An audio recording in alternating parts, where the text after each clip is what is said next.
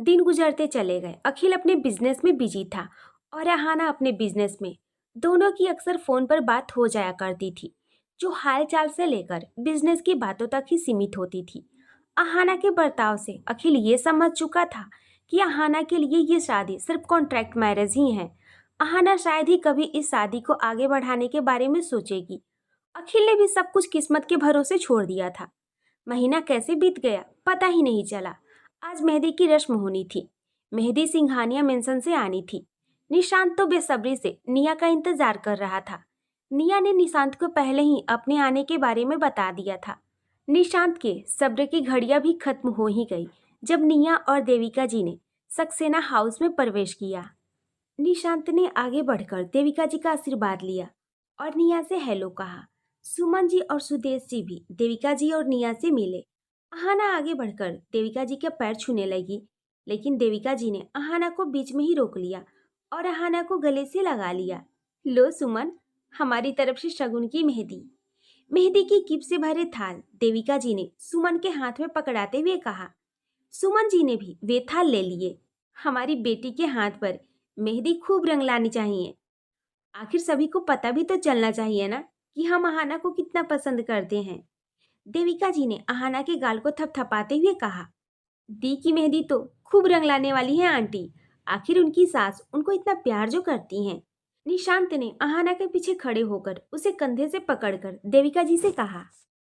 सास नहीं निशांत बेटा, मुझे तो अहाना की माँ बनना है। मैं वादा करती हूँ अहाना बेटा, तुम्हें सिंघानिया मेंशन में कभी भी सुमन जी की कमी महसूस नहीं होने दूंगी। देविका जी ने अहाना की ओर देखते हुए कहा। अहाना ने बस मुस्कुराते हुए नजरें झुका ली। हम बहुत ही खुश नसीब है देविका जी, जो हमारी अहाना को आप जैसी सास के रूप में माँ मिलने वाली हैं। अब तो हम एक तरह से अहाना की तरफ से बेचिंतित हो गए। सुदेश जी ने कहा। खुश नसीब तो हम हैं सुदेश जी, जो अहाना जैसी लड़की हमारे अखिल की जिंदगी में आने वाली है। सुमन की बिल्कुल परछाई है अहाना। देविका जी ने कहा। अरे आप लोग खड़े क्यों हैं? प्लीज बैठिए, मैं अभी चाय नाश्ता का इंतजाम करवाता हूँ, निशांत ने कहा। निया की नजर एक बार फिर से निशांत से मिल गई थी। अरे नहीं बेटा, अब तो शादी होने वाली है। मिलना मिलाना और चाय नाश्ता तो अक्सर ही होता रहेगा, पर अभी हमें चलना है बेटा। अखिल को भी मेहंदी लगानी है और सभी रिश्तेदार मेहमान भी घर आए हुए हैं, देविका जी ने कहा। अरे पर देविका, तुम ऐसे कैसे चली जाओगी? कुछ तो लो, बस थोड़ी देर बैठ जाओ, सुमन जी ने देविका जी का हाथ पकड़ते हुए कहा। सुमन, अभी मुझे जाना होगा और वैसे भी अब 2 दिन की ही बात है। फिर अहाना अपने आप सिंघानिया मेंशन संभाल लेगी और मैं फ्री हो जाऊंगी। फिर हम दोनों मिलकर शॉपिंग पर जाया करेंगे, पर अभी इजाजत तो मुझे, देविका जी ने मुस्कुराते हुए कहा। निशांत ने बेबस होकर निया की तरफ देखा।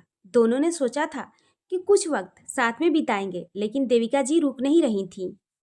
जितनी बेसब्री से निशांत ने निया का इंतजार किया था, उतनी ही जल्दी निया और देविका जी आकर चली भी गईं। मेहंदी लगाने वाली भी आ गई थी और अहाना की मेहंदी की रस्म भी शुरू हो गई थी। दीदी, आपकी मेहंदी में आपके पति का नाम इस तरह से लिखूंगी कि वे ढूंढने पर भी वे ढूंढ नहीं पाएंगे, मेहंदी वाली ने अहाना से कहा। अहाना बस उसकी बात पर मुस्कुरा दी। एक मेहंदी वाली भी इस शादी को लेकर कितनी खुश है, पर मैं खुश नहीं हूँ। 2 साल तक मैं किसी आदमी के साय से भी भागती रही और अब मैं शादी करने जा रही हूँ, वे भी अपनी ही मर्जी से। लेकिन कोई बात नहीं, ये तो सिर्फ एक कॉन्ट्रैक्ट मैरिज है। लेकिन कब तक ये शादी कॉन्ट्रैक्ट मैरिज ही रहेगी? क्या कभी मुझे इसमें आगे नहीं बढ़ना पड़ेगा? यही सब सवाल अहाना के मन में चल रहे थे। वहीं दूसरी ओर अखिल को भी मेहंदी लग रही थी। अखिल का फोन कब से रिंग हो रहा था, लेकिन हाथों में मेहंदी होने की वजह से अखिल उठा नहीं पा रहा था। आखिर जब फोन बार बार रिंग होता रहा तो अखिल ने अपनी मेहंदी वाले हाथ धो लिए और अपना फोन लेकर अपने कमरे में आ गया। वेद का फोन? ये मैंने कैसे मिस कर दिया? अखिल ने खुद से ही कहा। वेद अखिल का सीक्रेट असिस्टेंट था, जो अखिल के हर काम बिना किसी के सामने आए किया करता था। उसे अखिल के अलावा ना तो आज तक किसी ने देखा था और ना ही घर पर किसी को वेद के बारे में पता था। अखिल ने जल्दी से वेद को कॉल बैक किया। हेलो अखिल सर, वेद ने फोन उठाते ही कहा। हेलो वेद, मेरा काम हो गया? जी सर, मैंने मिस अहाना सक्सेना की पूरी इन्फॉर्मेशन निकाल ली है। वेद ने कहा और अहाना के पास्ट के बारे में सारी जानकारी अखिल को दे दी। वेद के फोन कट करते ही अखिल के हाथ से फोन छूटकर बेड पर गिर गया। इतना बड़ा धोखा, अखिल ने खुद से कहा। अखिल के चेहरे पर इस वक्त गुस्सा साफ नजर आ रहा था। उसकी आंखें गुस्से में लाल हो चुकी थी। वे अपने कमरे से बाहर निकला और कार की चाबी लेकर कहीं जाने लगा। अखिल, कहाँ जा रहे हो इस वक्त? देविका जी ने अखिल को रोकते हुए कहा।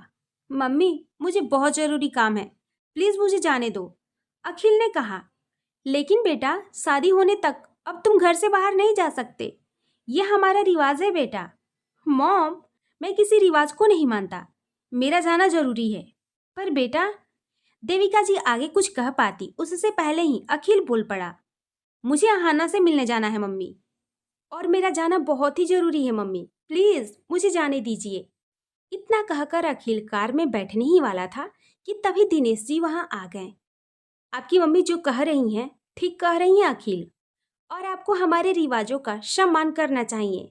दिनेश जी ने अखिल के कंधे पर हाथ रखते हुए कहा। पापा, मुझे कुछ जरूरी काम था। जरूरी काम करने के लिए पूरी उम्र पड़ी है।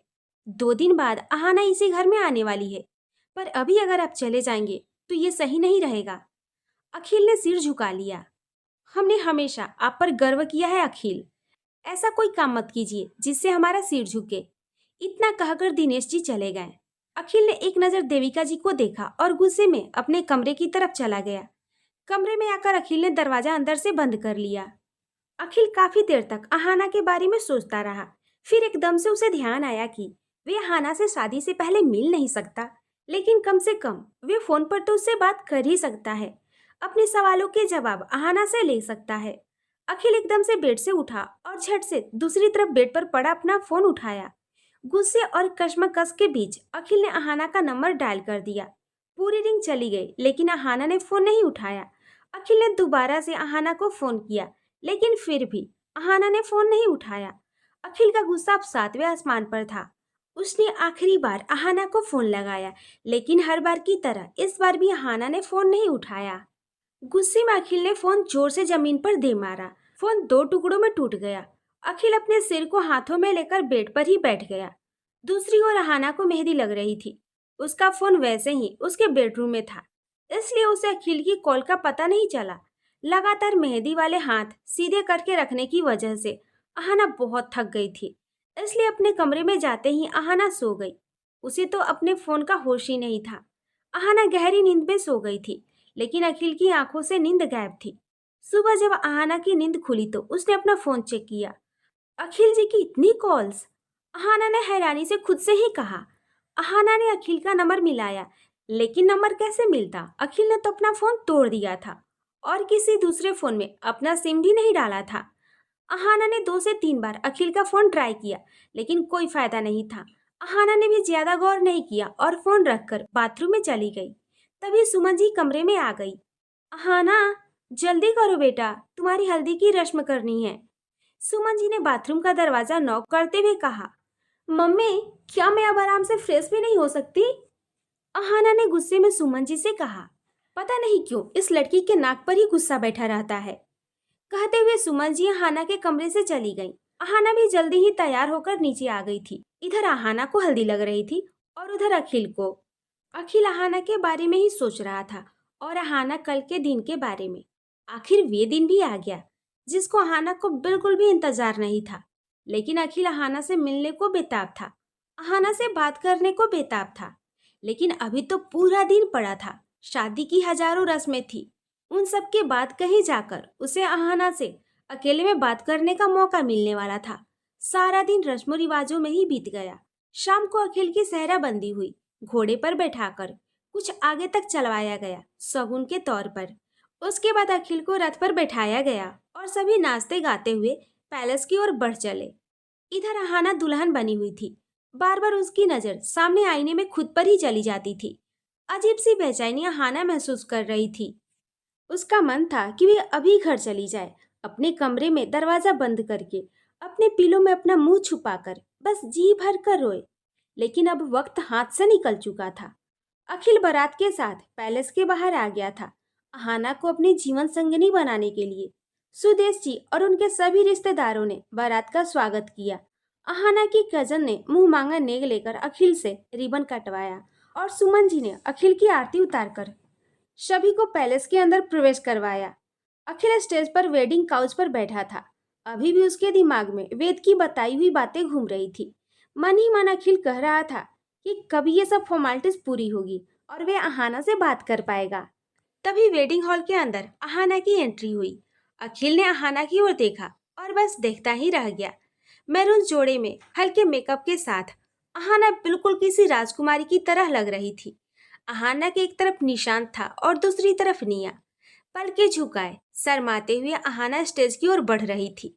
न चाहते हुए भी अहाना को देखकर अखिल के दिल की धड़कनें बढ़ गई थी। अहाना ने भी एक झलक अखिल को देखा। उसने पलके तो फिर से झुका ली थी, लेकिन अखिल का चेहरा, उसकी कुछ कहती आंखें अहाना के दिमाग में बस चुकी थी। दोनों के दिल का हाल अजीब सा था, जिसे शायद डीजे वाला समझ चुका था। डीजे वाले ने गाना प्ले कर दिया। अखिल बस अहाना को ही देखे जा रहा था। कब वह वेडिंग काउच से उठकर स्टेज के कोने तक चला गया, उसे खुद ही नहीं पता चला। अहाना भी स्टेज के कोने तक आ गई थी। अखिल का हाथ अहाना को थामने के लिए अपने आप ही आगे बढ़ गया। अहाना को घबराहट हो रही थी, लेकिन सगाई के दिन अखिल ने कैसे अहाना को अपनी ओर खींच लिया था, ये याद आते ही अहाना ने जल्दी से अपना हाथ अखिल के हाथ में दे दिया। पूरी नजाकत के साथ अखिल अहाना को स्टेज पर ले आया। अखिल एकटक अहाना को देखे जा रहा था। वे अहाना की कशिश में ही खो गया था। अखिल को यूं निहारते देखकर अहाना का दिल तो जैसे उसके पेट में आ गया था। अहाना मन ही मन सोच रही थी कि क्या अखिल जी भूल गए हैं कि हम बस एक कॉन्ट्रैक्ट मैरिज कर रहे हैं। अहाना यही सब सोचे जा रही थी और अखिल अहाना का हाथ थामे उसे स्टेज के सेंटर में ले आया था। निया और निशांत जयमाला का थाल ले आए थे। निया के हाथ से अखिल ने जयमाला ले लिया और अहाना की निगाहों में देखते हुए अहाना को जयमाला पहना दिया। अहाना ने भी किसी तरह हिम्मत करके निशांत से जयमाला ली, लेकिन नजरें ऊपर उठाने की उसकी हिम्मत नहीं हो रही थी। इसलिए उसने आंखें नीचे किए हुए ही अखिल को जयमाला पहना दी। सभी की तालियां और हुटिंग बता रही थी कि सब कितना खुश थे। गुलाब की पंखुड़ियों की बारिश अखिल और अहाना पर हो रही थी। सभी की निगाहें बस उन दोनों पर ही टिकी हुई थी। दोनों एक साथ बहुत ही प्यारे लग रहे थे। किसी ने सच ही कहा है कि जोड़ियां ऊपर से ही बनकर आती है। अखिल और अहाना भी भगवान की बनाई खूबसूरत जोड़ियों में से ही एक लग रहे थे। सामान्य शादियों की तरह इस शादी में भी गाना बजना हुआ, शोर शराबा हुआ, डिनर हुआ और उसके बाद वे घड़ी आ गई जब अखिल और अहाना की सांसें तेज चलने लगी थी। दोनों मंडप में बैठे थे। पंडित जी उनसे शादी की सब रस्में करवा रहे थे। अखिल के हाथों में हाथ देकर रस्में निभाती अहाना अपने आंसुओं को बड़ी मुश्किल से रोककर बैठी थी। सुमन जी और सुदेश जी ने अहाना का कन्यादान किया। पंडित जी ने फेरों के लिए दोनों को खड़ा किया। पहले 4 फेरे अखिल को आगे आकर लेने थे। अखिल फेरे लेने वाला था, तभी वह अचानक से रुक गया। सभी हैरान होकर उसे देख रहे थे। अखिल ने अपना हाथ पीछे किया और अहाना का हाथ मजबूती से थाम लिया। सभी के हैरानी भरे चेहरों पर मुस्कुराहट आ गई थी और अहाना, वे तो बस समझ ही नहीं पा रही थी कि उसके साथ ये क्या हो रहा है। जब अहाना ने आगे आकर 3 फेरे लिए, तभी अखिल ने अहाना का हाथ नहीं छोड़ा। सुमन जी सिंदूर का थाल लेकर आई। अखिल ने एक चुटकी सिंदूर लिया और अहाना की ओर देखा। अहाना की नजरें झुकी हुई थी, लेकिन उसके दिल के हालात अखिल की समझ से बाहर नहीं थे। अखिल ने अहाना की मांग भर दी। अहाना की सांसें हवा से भी तेज चल रही थी। देविका जी ने अखिल को मंगलसूत्र दिया। अखिल अहाना के करीब आया और उसने अहाना को मंगलसूत्र पहना दिया। विवाह संपन्न हुआ। अब से आप दोनों पति पत्नी हैं। उठ करके घर के सभी बड़ों का आशीर्वाद ले लीजिए, पंडित जी ने कहा। अहाना और अखिल ने सभी बड़ों का आशीर्वाद लिया। विदाई के वक्त अहाना इसलिए ज्यादा नहीं रो रही थी कि उसे अब अपने माँ बाप से अलग रहना पड़ेगा, बल्कि इसलिए रो रही थी कि उसकी शादी हो गई है और अब उसे इस कॉन्ट्रैक्ट मैरिज को निभाना पड़ेगा। निशांत भी रो रहा था। अपनी बहन के लिए निशांत का प्यार देखकर निया की आंखों में भी आंसू आ गए थे। निशांत अहाना को कार तक लेकर आया, जहां अखिल उसका इंतजार कर रहा था। निशांत ने अखिल का हाथ अहाना के हाथ में दे दिया और खुद अखिल के आगे हाथ जोड़ दिए। अखिल ने निशांत के हाथों को अपने हाथों में ले लिया और निशांत को गले से लगा लिया। माहौल इतना इमोशनल था कि ऐसा कोई नहीं था जिसकी आंखों से आंसू ना निकल रहे हो। यहाँ तक कि दिनेश जी की आंखें भी भींगी हुई थी।